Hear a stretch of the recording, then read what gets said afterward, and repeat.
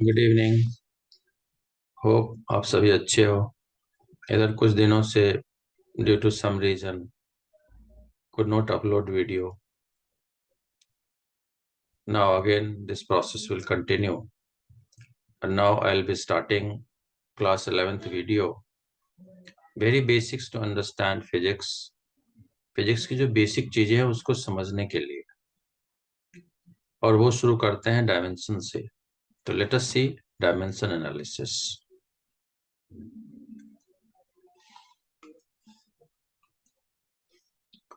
जब हम dimension analysis की बात करते हैं तो डायमेंशन से क्या सेंस बनता है, इससे शुरू करते हैं। अगर हम किसी थिएटर में जाते हैं तो कहते हैं कि थिएटर की डायमेंशन हमारे रूम से ज्यादा है, या अपने डाइनिंग रूम की जो ड्राइंग रूम की जो डायमेंशन है वो किसी बेडरूम से ज्यादा है, या बेडरूम की डायमेंशन थोड़ी कम है। तो अंडरस्टूड मीनिंग है कि volume of bedroom is little lesser as compare to the drawing room. और वॉल्यूम की जब भी बात करते हैं तो उसमें तीन चीजें आती हैं, लेंथ, ब्रेड्थ एंड हाइट। तो थोड़ी length, breadth and height all three थोड़ी छोटी होगी, कम होगी किसी रूम की दूसरे रूम से, तो डायमेंशन कम हो गई। इसी तरीके से जब हम किसी फिजिकल क्वांटिटीज की बात करते हैं तो उनकी डायमेंशन में भी बेसिकली तीन चीजें आती है, और वो है मास, लेंथ एंड टाइम। तो अगर हम किसी क्वांटिटीज को मास, लेंथ और टाइम के टर्म में एक्सप्लेन कर देते हैं, बता देते हैं, बोल देते हैं, तो उसे उस क्वांटिटीज की डायमेंशन कहते हैं, right. So to express, right, a physical quantities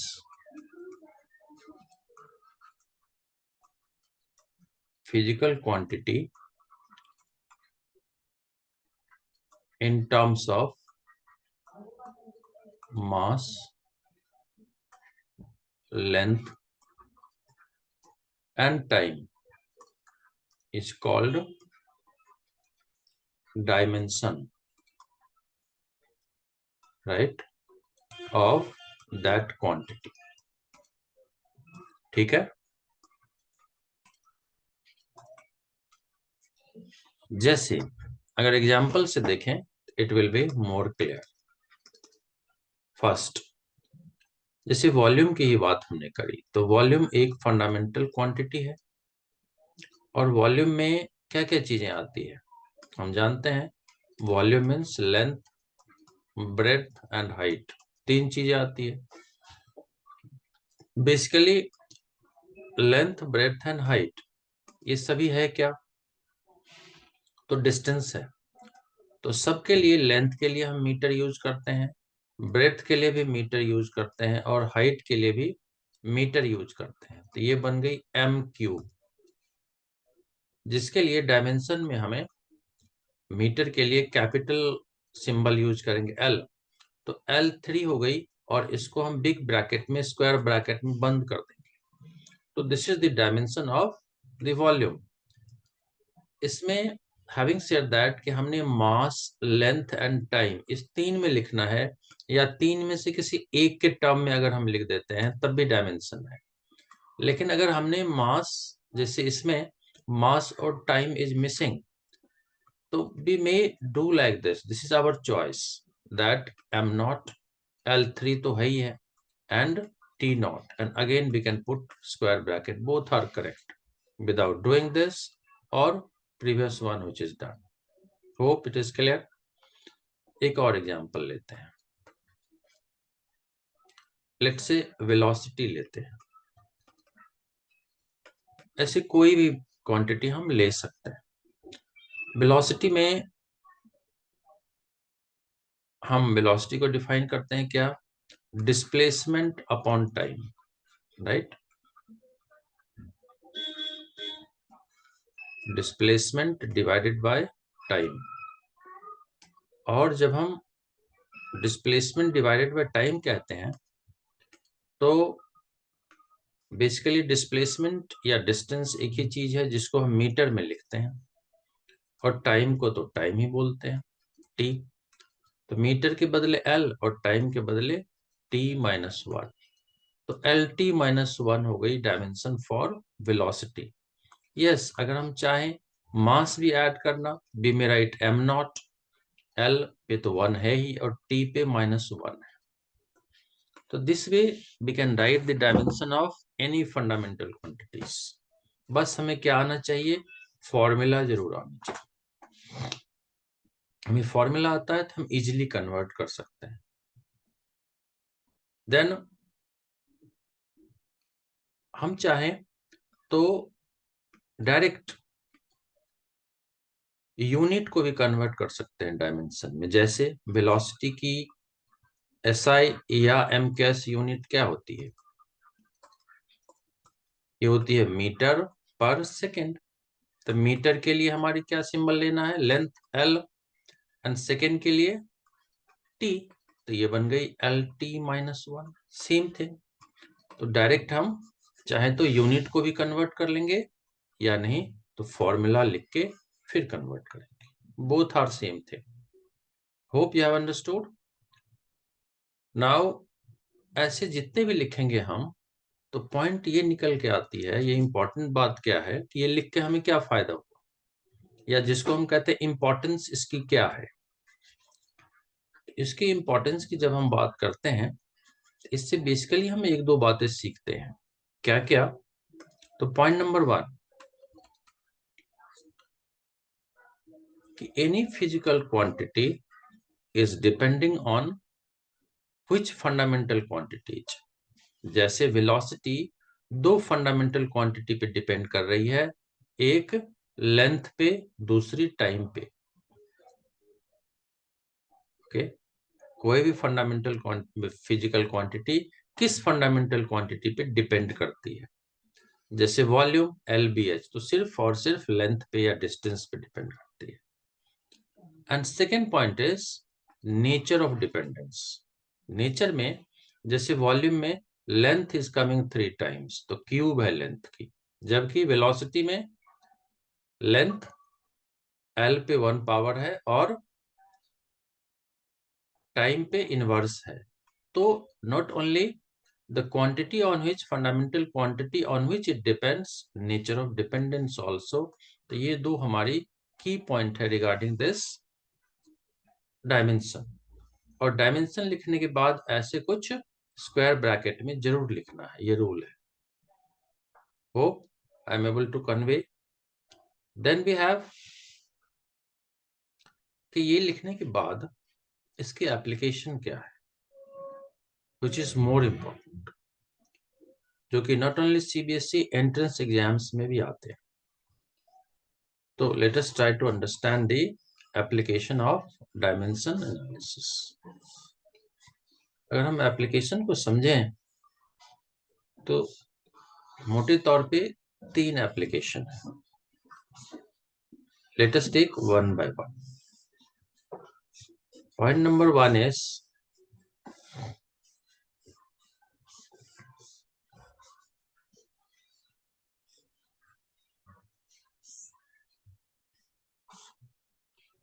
conversion of units,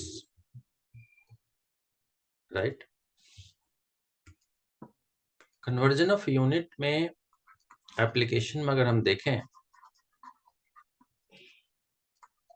conversion of units,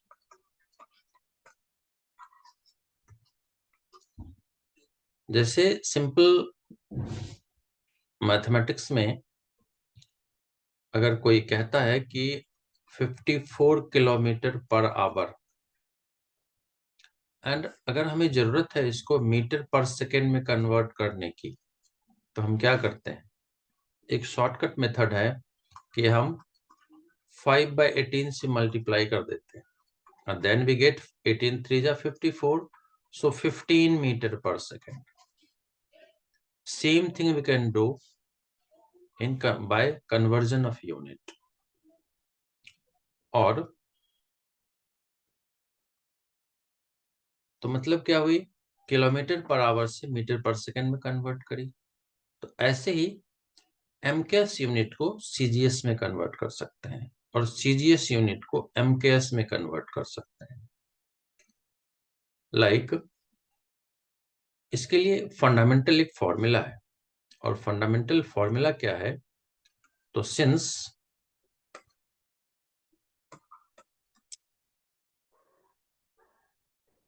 Q is equal to N1 U1 is equal to N2 U2।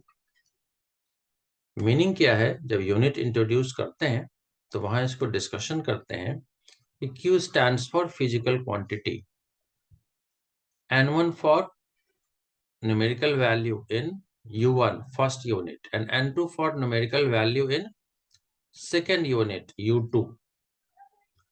now Q तो कांस्टेंट ही रहना है, which means हम सीधा लेते हैं N1 U1 is equal to N2 U2। अब इसमें से अगर हमारे पास let's say 1 2 and 3, these three things are known, we can find this N2। Conversion में वैल्यू फाइंड कर सकते हैं दूसरे यूनिट में, इसीलिए हम लिखते हैं N2 as N1 times U1 upon में U2,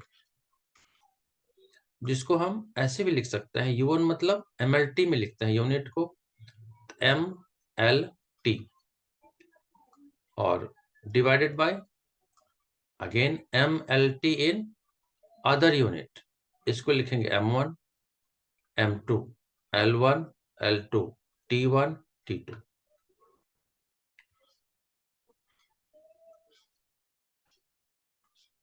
और इस पे कुछ ना कुछ पावर तो होना ही चाहिए यूनिट का, तभी मतलब होता है।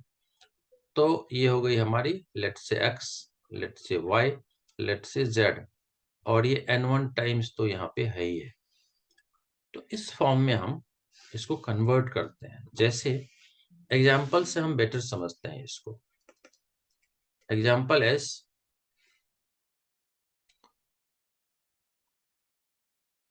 कन्वर्ट लेट्स से 5 newton into dash DYNE dine.